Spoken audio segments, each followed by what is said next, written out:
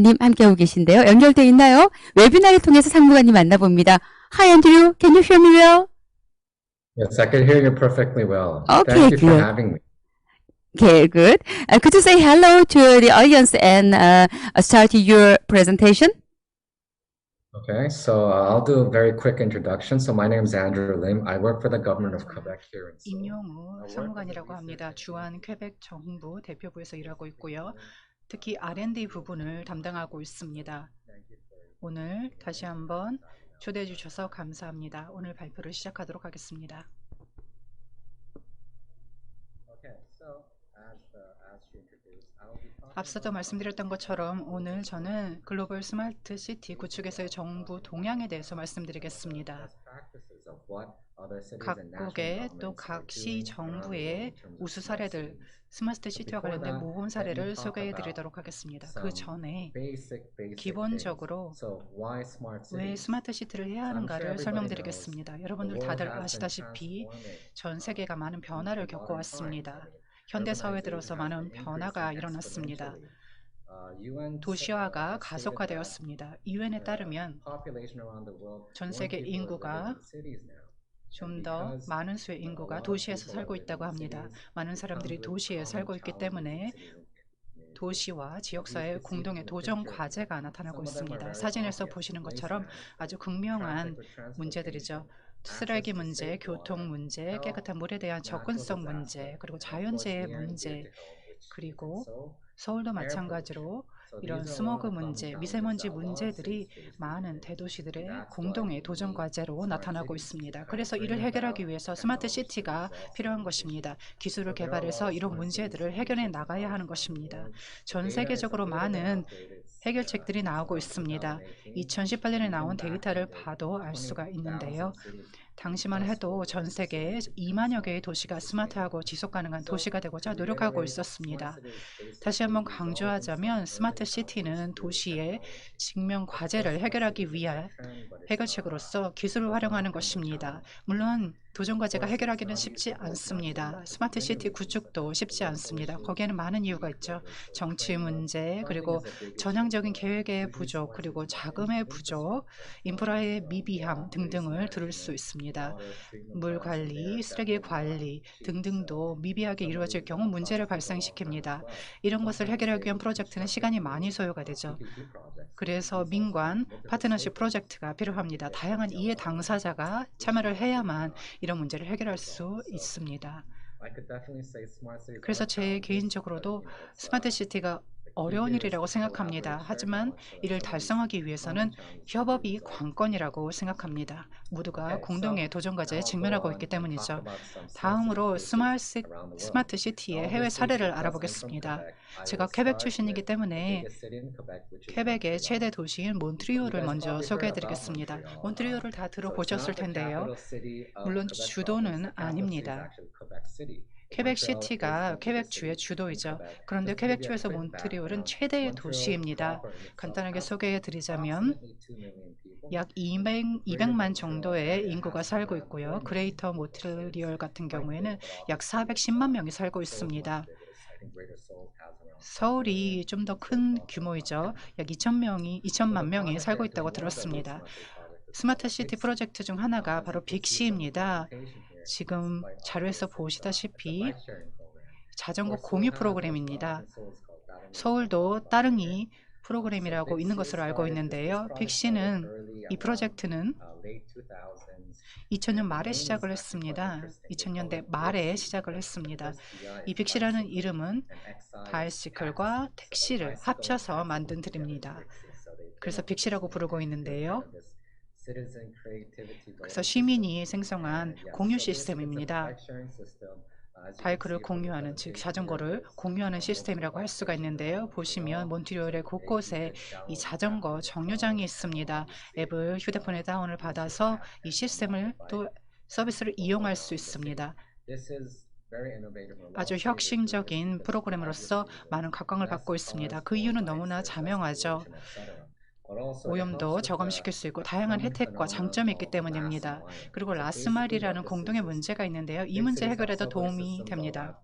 픽시 같은 경우에는 여러분이 직접 거주하고 있는 지역까지 이런 서비스를 직접 제공해 드립니다. 그렇기 때문에 라스트마일 문제도 해결해 줄 수가 있고요. 자전거를 이용해서 10분이면 갈 수 있는 지역도 알려주고 또 버스의 혼잡도 줄여줄 수 있는 프로그램입니다. 그래서 전 세계 많은 도시에서 유사한 프로그램을 하고 있는 것으로 알 수 있습니다. 그리고 또 중요한 것은 저렴하다는 것입니다. 빅시를 이용할 때 한 번에 약 2, 3 캐나다 달러 정도가 듭니다. 그래서 큰 돈이 아니기 때문에 많은 장점이 있다고 할 수 있죠.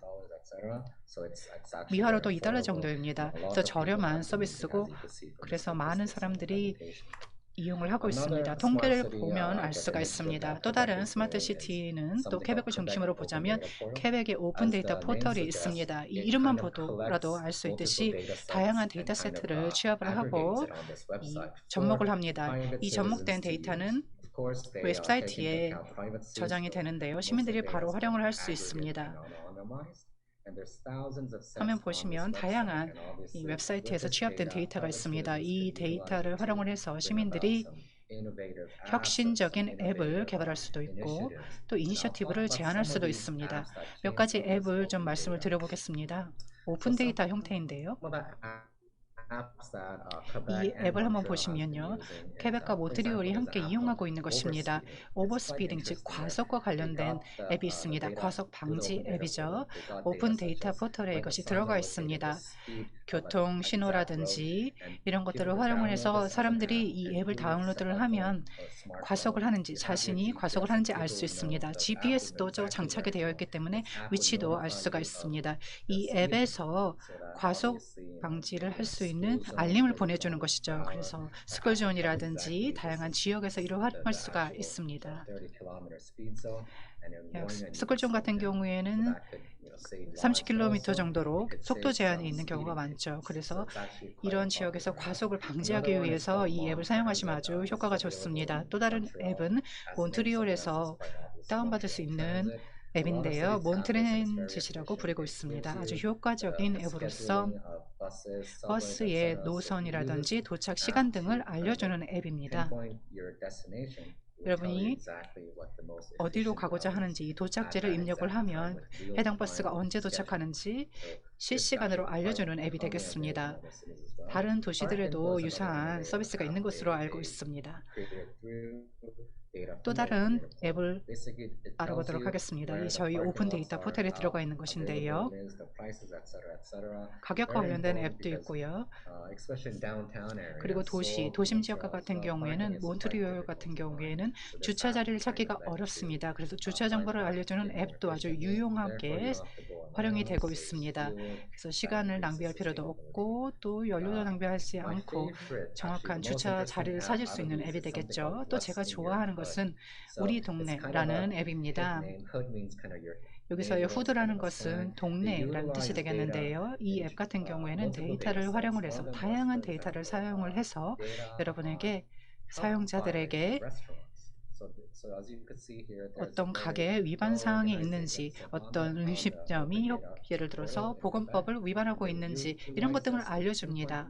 그래서 정확하게 어디가 어떤 음식점이 이런 보건법을 위반하고 있는지도 알려주고 이런 정보를 제공해주고 여러분이 이런 정보를 알게 되면 그런 음식점은 이용하지 않겠죠. 그래서 아주 멋진 앱이라고 저 개인적으로는 생각합니다. 그래서 시민들이 어떤 음식점을 주로 이용해야 하는지 약간의 정보를 제공해주고 있고요. 이외에도 범죄 데이터를 활용해서 주거지역의 치안 정보를 또한 치안 수준을 알려주고도 있습니다. 다양한 데이터가 이를 위해서 쓰이고 있습니다. 정부에서는 주민들이 이런 데이터를 활용을 해서 좀 더 혁신적인 제안을 하도록 독려를 하고 있습니다. 또 다른 예를 알아보도록 하겠습니다. 전 세계 다른 사례인데요. 다양한 스마트 시티 앱이 현재 활용이 되고 있습니다. 자카르타를 예로 보겠습니다. 인도네시아의 수도이죠. 자카르타 같은 경우에는 클루라는 앱을 쓰고 있습니다. 정리를 해보자면 시민 참여형 앱이라고 할 수 있습니다. 이론적으로 시민들이 이 앱을 통해서 민원을 제기할 수도 있고 정부에 어떤 제안을 할 수가 있습니다. 정보와 커뮤니케이션을 통해서 문제를 해결하는 것이죠. 예를 들자면 뭐 도로에 움푹 패인 홀이 있다든지 아니면 우리 동네에 그런 문제가 발생한다든지 그러면 사진을 찍어서 앱에 올립니다. 그럼 정부에서 이를 살펴볼 수가 있습니다. 이런 식으로 커뮤니케이션 채널로 활용이 되고 있습니다. 그리고 시민들의 우려사항을 함께 공유할 수 있는 공무원들과 소통할 수 있는 그런 앱이 되겠습니다. 자카르타에는 스마트 조명 시스템도 활용이 되고 있습니다. IoT 시스템을 활용을 해서 서비스를 제공하고 있는데요. 여기에 센서가 장착이 되어 있어서 즉 움직임을 감지하는 모션 센서가 설치가 되어 있어서 바로바로 이 가로등의 정도가 조절이 됩니다. 또 다른 흥미로운 것은 마카리라는 도시에서 일어나고 있는 것인데요. 필리핀에 있는 도시입니다. 마카리 시티즌 카드라고 해서 마카디젠 카드라는 것이 있습니다. 이 카드 같은 경우에는 주요 목적이 교통카드로 쓰이는 것입니다. 어떤 시민이든지 이 교통카드를 가지고 있으면 현금을 또한 토큰을 사용할 필요가 없이 이 카드를 통해서 교통 시스템을 이용할 수 있습니다. 버스라든지 지하철이라든지 다 이용할 수 있는 것이죠. 적립을 하고 바로 카드로 교통카드로 이 요금을 내면 되는 것입니다. 아주 효과적이죠.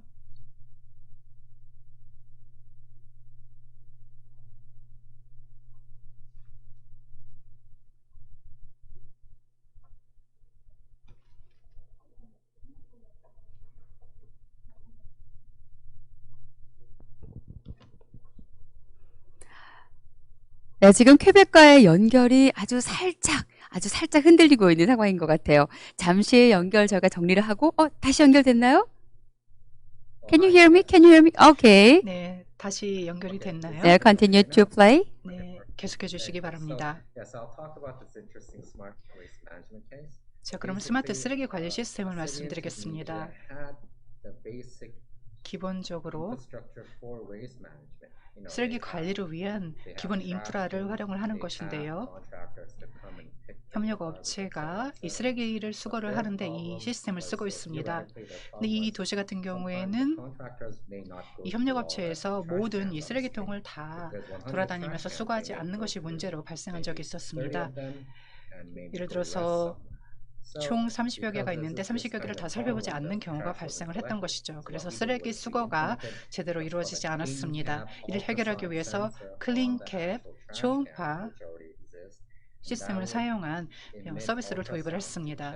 초음파를 사용을 해서 이 쓰레기통이 가득 찼는지 안 찼는지를 알아볼 수 있는 서비스였죠. GPS를 활용을 해서 또 위치 기반 서비스를 활용을 해서 또 구글맵을 또 사용을 해서 어디에 쓰레기통이 있는지 그리고 언제 수거를 해야 하는지 쓰레기가 가득 차 있는지 아닌지 이런 것들을 알아보고 관련된 데이터를 취합을 했습니다. 그래서 연료도 또한 절감을 할 수가 있었고 비용도 절감할 수 있었습니다. 이것이 일종의 혁신의 한 단면이라고 볼 수가 있는데요. 최신의 기술을 사용을 해서 이런 식으로 스마트 쓰레기 관리 시스템을 운영을 한 것입니다.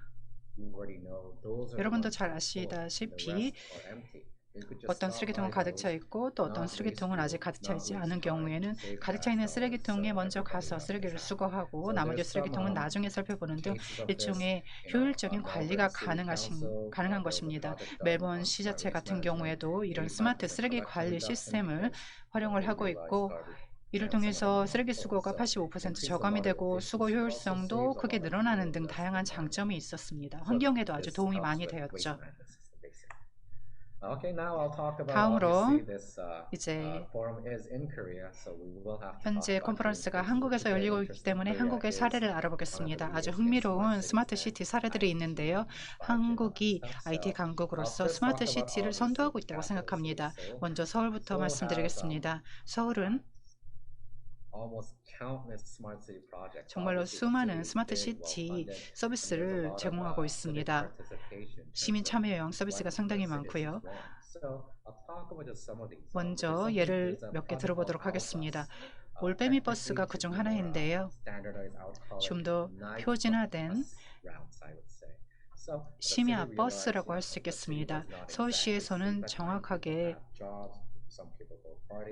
이런 심야 버스 노선을 좀 더 효율적으로 제공하기 위해서 이 올빼미 버스를 제공하고 있는데요. 늦게까지 일하시는 분들도 있기 때문에 이런 분들을 위해서 대중교통이 없을 경우에는 택시를 타야 하고 그럴 경우에는 비용이 많이 들기 때문에 이를 돕기 위해서 심야 노선을 제공하고 있는 것입니다. 그리고 스마트폰 GPS를 또 활용을 하고 있고요. 또 카드 거래 내역이라든지 이런 것들을 활용을 해서 좀 더 편안한 서비스를 제공할 수 있는 콜센터 같은 것도 있습니다. 그리고 버스가 언제 오는지, 또 운영회사는 어떻게 해야 최적화가 되는지, 어떤 경우에는 15분이 가장 최적인지, 어떤 경우에는 30분이 가장 최적인지 이런 것들도 알아볼 수 있도록 하고 있습니다. 이렇게 되면 세수도 절감할 수가 있고 너무 많은 버스를 운영함으로 인해서 발생하는 비용도 줄일 수 있습니다. 엠보링이라는 앱도 알아보겠습니다. 이 앱을 다운로드하게 되면 시민들이 다운로드를 받을 수 있는 앱인데요. 공공정책에 자신의 목소리를 낼 수 있는 앱이 되겠습니다. 서울시에서 일종의 온라인 광장을 마련했다고 할 수 있습니다. 시민들이 투표를 할 수 있는 앱인데요. 그래서 이중 투표는 안 되고요. 보팅 시스템이니까요. 이런 식으로 시민들의 의견을 받아서 어떤 프로그램을 실시해야 되는지 안 해야 되는지를 시에서 결정하게 됩니다. 그리고 민주주의 서울이라는 이런 프로그램도 있죠. 이런 프로그램을 통해서 시민들이 자체적으로 자신이 생각해낸 프로젝트를 제안을 할 수가 있습니다. 일종의 기준을 정해놓고 이런 프로그램에 대한 제안을 받고 있고요. 500명 이상이 찬성을 한다면 이런 프로그램을 시행할 수 있다는 기준도 정해놓고 있습니다. 한국 같은 경우에 이렇게 민주주의형 서비스라든지 시민 참여형 서비스가 상당히 많습니다. 또 따릉이라는 서비스를 한번 보겠습니다. 자전거 공유 시스템인데요. 빅시와 마찬가지로 따릉이도 이 자전거 공유 프로그램입니다. 따릉이는 자전거의 벨소리죠. 여러분도 아시다시피 이 자전거의 벨을 올릴 때 따릉따릉 이런 소리가 나잖아요. 그래서 이름을 따릉이라고 지었습니다. 일종의 귀여운 이름을 가진 자전거 공유 프로그램이라고 할 수가 있는데요. 앞서도 말씀드렸던 것처럼 빅시와 유사하게 GPS와 같은 다양한 기술을 활용하고 있습니다. 그래서 어디에 자전거를 주차해야 되고 또 어떤 정류장에서 가장 많은 사람들이 자전거를 이용할 수 있는지 이런 식으로 노선도 확인을 하고 다양한 데이터를 취합을 하고 있습니다. 앱을 사용을 해서 클릭 한 번만 하면 이런 정보를 다 알아보실 수 있습니다. 또 다른 한국의 도시를 알아보겠습니다. 세종시 같은 경우에는 독거노인을 지원하기 위한 서비스를 제공하고 있습니다. 스마트홈 기술을 사용을 해서 또 IoT 기술을 사용을 해서 집안에 이 센서를 통해서 사람들을 지원하게 됩니다. 특히 노인들을 지원을 합니다. 독거노인이 중점 대상이라고 할 수가 있는데요. 독거노인 같은 경우 심장 질환을 겪을 수도 있고 건강과 관련된 문제를 겪을 수도 있습니다. 그런데 혼자 있으면 이것을 해결하기가 어렵기 때문에 이러한 기술을 사용을 해서 이 노인들이 집에서 움직임이 없다든지 이런 것을 바로 감지할 수 있도록 합니다. 일주일간 이런 움직임이 없다면 공무원이 해당 노인에게 전화를 한다든지 아니면 방문을 해서 확인을 한다든지 이런 서비스를 제공하고 있습니다. 이런 식으로 시민들의 삶의 질을 향상하는 데 많은 도움이 되고 있다고 생각합니다. 자, 다음을 보도록 하겠습니다. 앞서도 말씀드렸던 것처럼 서울시 같은 경우에는 다양한 프로젝트를 시행하고 있습니다. 시간이 많지 않기 때문에 이번 장은 넘어가도록 하겠습니다. 자, 그렇다면 이제 첨단 스마트 교통 정보 시스템을 말씀드리겠습니다. 서울시 같은 경우는 지능형 교통 정보 시스템을 운영을 하고 있고요. 또 통합 교통센터를 운영을 하고 있죠. 다양한 데이터를 하나의 센터에 집약시키는 것입니다. 이 센터 같은 경우는 시청 지하실에 위치하고 있습니다. 일종의 벙커 시스템이라고 보실 수도 있겠는데요. 긴급사항이 발생한다던가 자연재해나 전쟁이 발생한다던가 이럴 경우에는 이 벙커에서 바로바로 이런 조절, 컨트롤을 할 수가 있는 것입니다. 실시간으로 지금 거리에 택시가 몇 대가 운행되고 있는지도 알아볼 수 있습니다. 몇 대의 자전거가 공유가 되고 있고 또 렌트가 되었는지도 알 수가 있고요. CCTV를 통해서 다양한 정보를 확인합니다. 아주 혁신적인 기술이라고 할 수가 있는데요. 다른 스마트 시티가 활용하고 있는 기술들을 하나로 다 이곳에 집약을 시켜놓은 것 같습니다. 이를 위해서는 또 데이터 호환성이 아주 관건이라고 할 수 있는데 그것이 여기서 이루어지고 있는 것입니다. 부산도 아주 좋은 사례가 있습니다. 부산은 2018년에 정부에서 스마트 시티 프로젝트 대상지로 선정이 되었습니다. 국토교통부에서 지정을 하셨죠. 그래서 에코 델타 시티라는 프로젝트가 실시가 되었습니다. 어떤 특정 지역을 지정을 하고 일종의 공공 테스트베드로 사용을 했죠. 아주 혁신적인 다양한 기술을 이곳에서 시험해 볼 수 있도록 했습니다. IoT라든지 다양한 기술을 시험하고 있는 곳인데요. 진행이 잘 되고 있다고 들었습니다. 계속해서 데이터 활용 사례가 개선이 되고 있다고 들었습니다. 그래서 스마트 시티의 좋은 사례라고 보고 있습니다. 다음으로 협업의 중요성을 말씀드리고자 합니다. 스마트 시티와 관련된 다양한 문제들이 있는데 이를 해결하기 위해서는 협업이 아주 중요합니다. 그래서 저는 몬트리올의 AI를 예를 들어보겠습니다. 얼마나 이 AI 생태계가 중요한지, 시내 생태계가 중요한지를 말씀드리겠습니다. 몬트리올 같은 경우에는 AI 생태계가 아주 잘 운영이 되고 있습니다. AI 분야에서 활동하고 있는 다양한 기업들이 몬트리올로 몰려들고 있습니다. 몬트리올이 AI의 수도이기 때문입니다. 일종의 AI 분야의 실리콘밸리라고 할 수가 있는데요. 2018년에 시작이 되었습니다. AI 교수님, AI 분야의 유명한 교수님들, 요슈아 벤주와 같은 교수님들이 이곳에 모여서 다양한 단체들을 또한 아주 중요한 단체를 설립을 하셨죠. 이에 대해서는 나중에 또 설명을 드리겠습니다. 그리고 공공, 민관, 벤처 캐피탈리스트의 자금이 또 이곳에 몰려들고 있습니다. 인큐베이터들, 엑셀러레이터들이 이곳에 몰려들고 있고 이뿐만 아니라 이 생태계를 바탕으로 다양한 학생들, 다양한 전문 분야의 학생들이 이곳에 함께 모여서 이런 협업을 꾸려나가고 있습니다. 자, 그렇다면 몬트리올의 AI 생태계를 가능하게 하는 요소는 무엇일까요? 저는 개인적으로 캐나다의 대학들이 아주 잘 성과를 보이고 있기 때문에 그렇다고 생각합니다. 이것이 그 요소 중에 하나입니다. 서울도 인구는 훨씬 많지만 몬트리올 같은 경우에는 1인당 대학 자본이 전 세계에서 거의 1위에 가까울 정도로 자본이, 즉 대학 자본이 아주 풍부합니다. 그리고 다양한 투자가 대학 연구에 이루어지고 있으며 요슈아 벤조 교수님 같은 경우 AI의 아버지라고 불리고 계시죠. 이분의 활동도 아주 두각을 나타내고 있습니다. 이런 생태계가 잘 운영이 되고 있기 때문에 전 세계 주요 기업이 이곳에 몰려들고 있는 것입니다. 몬트리올이 세계 최대의 도시는 아니지만 이러한 다양한 장점이 있기 때문에 많은 분들에게 매력적으로 작용을 하고 있습니다. 지금 화면에서 보시는 것은 몬트리올로 몰려들고 있는 다양한 기관들입니다. 다양한 파트너들, 학계 파트너들 등등을 이름을 보실 수가 있고요. 구글, 마이크로소프트, 페이스북 이들도 몬트리올에 문을 열고 있습니다. 왜냐하면 정말로 스마트한 인재들이 몬트리올에 많고 AI 분야의 전문성이 몬트리올에 집약되어 있기 때문에 이런 대기업들이 몬트리올로 오고 있는 것입니다. 삼성도 그런 대기업 중에 하나가 되겠죠. 지금 보시는 것은 또 몬트리올에 있는 AI 기업들입니다. 이메이지아 같은 경우는 어제 또 들으셨을 텐데요.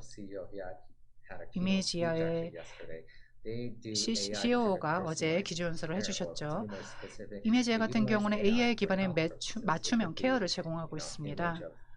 영상을 활용해서 MRI 영상을 활용을 해서 뇌의 영상이죠. 그리고 엑스레이 같은 경우 이런 것들을 다 합쳐서 그리고 분석을 예측해 보는 것이죠. 그래서 암 발병에 관련해서 5년 먼저 앞서 내다볼 수 있도록 하는 다양한 서비스를 제공을 하고 있습니다. 이외에도 다양한 AI에 관련 기업들이 몬트리올에서 활동 중입니다. 화면에서 보시는 바와 같습니다. 그 중에 하나가 엘리멘트 AI인데요. 자금은 정말 많이 지원을 받았습니다. 몬트리올에 위치하고 있는 기관으로서 전 세계에 지사를 가지고 있습니다. 사실 서울에도 엘리멘트 AI의 지사가 있습니다. 좀 더 스마트한 서비스를 제공하고 있고 개발하고 있고 기술을 개발하고 있고 또 신한뱅크와 함께 협업을 하고 있습니다. 서울지사가 이 신한뱅크와 신한은행과 함께 신한은행과 같은 주요 기업과 함께 협업을 하고 있습니다. 그리고 주식시장에 관련된 문제 등도 함께 살펴보고 있습니다. 서울에도 있고 또 전 세계 5개 지역에 엘리멘트 AI는 지사를 가지고 있습니다. 마지막으로 또 말씀드리고 싶은 것은 또 퀘벡에 가는 것인데요. 퀘벡의 생태계를 위해서 아주 중요한 조치를 또한 행동을 취했습니다. 그 중에 하나가 오픈 에어 랩인데요. 스마트 리빙을 위한 랩이라고 할 수가 있습니다. 부산의 에코델타 시티와 유사하다고 보시면 되겠고요. 약간 작은 지역을 3.5km 정도에 달하는 지역을 지정을 해서 시민들이 어떤 프로그램을 제안을 해보라고 독려를 했습니다. 그래서 민간 부분이 참여할 수 있도록 했습니다. 에릭슨이라든지 비디오톤이라든지 이런 주요 통신 기업들도 함께 참여를 하고 있습니다. 오픈 에어 랩을 통해서 시민들이 프로젝트에 관한 아이디어를 제안할 수 있도록 정부에서는 적극적으로 장려를 하고 있고요. 그래서 앞으로 많은 기술이 더욱 실현될 것으로 보입니다. 퀘벡도 이런 생태계를 잘 활용을 하고 있습니다. 거의 마지막입니다. 자, 이제 도시 간, 국가 간 협업을 살펴보도록 하겠습니다. 간단하게 퀘벡을 다시 한번 말씀드리겠는데요. 지금 지도에서 보시는 바와 같이 퀘벡은 협업의 중요성을 깨달았습니다. 단순히 도시 간 협업뿐만 아니라 국가 간 협업도 중요하다는 것을 알고 있었습니다. 퀘벡은 캐나다에 있는 주지만 일종의 독립적인 지위를 갖추고 있습니다. 예를 들어서 독립적인 대표부를 가지고 있죠. 그래서 전 세계 18개국의 퀘벡 정부 대표부가 있습니다. 휴스턴, 멕시코시티, 그리고 서울에도 이 퀘벡 정부 대표부가 있습니다. 제가 일하고 있는 곳이기도 하죠. 퀘벡 같은 경우는 이처럼 협업의 중요성을 알고 있습니다. 이러한 퀘벡의 대표부는 각 도시와 각 국가와의 이런 협업을 위해서 노력하고 있습니다. 퀘벡과 한국의 주요 사례들이 있습니다. 캐나다와 한국이 몇 년 전에 FDA 협정에 체결을 했었죠. 이런 체결을 통해서 알 수 있는 것은 R&D가 얼마나 중요한지, R&D를 위해서 양국의 협업이 얼마나 중요한지를 알 수가 있습니다. 퀘벡이 R&D 부분에 있어서 강점을 가지고 있고, 특히 AI에 강점을 가지고 있고, 한국도 첨단 기술 부분에 강점을 가지고 있기 때문에 이 두 국가의, 이 두 지역 간의 협업이 정말 중요한 결과를 낳을 것이라고 봅니다. 또 밀라를 강조하고 싶은데요. 요슈아 벤지오 박사님께서 만든 기관이라고 할 수가 있습니다. 대학과 또 민간 부분이 함께 이 밀라에 모여서 다양한 기술을 개발하고 있습니다. 코비드-19가 발생하기 전에 이 에트리와 또 대전에 있는 기관이 되겠죠. 이 에트리와 밀라가 AI 공동 연구에 대한 MOU를 체결하기도 했습니다. 이처럼 퀘벡은 협업의 중요성을 보면서 실현하고 있습니다. 또 다른 것은 스마트 시티 분야에 있어서 또 중요한 부분이 바로 이것입니다. ASCN인데요. 아세안 스마트 시티 네트워크의 약자입니다. 많은 분들도 아실 텐데요. 아세안은 다 알고 있으실 텐데요. 여기에는 아세안 회원국들이 포함이 되어 있습니다. 베트남, 말레이시아를 주축으로 이런 네트워크가 구성이 되었고 싱가포르가 몇 년 전에 아세안의 의장국을 맡았던 적이 있었습니다. 그때 이 ASCN의 이 초석이 마련이 되었습니다. 그 다양한 이해 당사자들이 이곳에 모여서 협업을 강조하기도 했죠.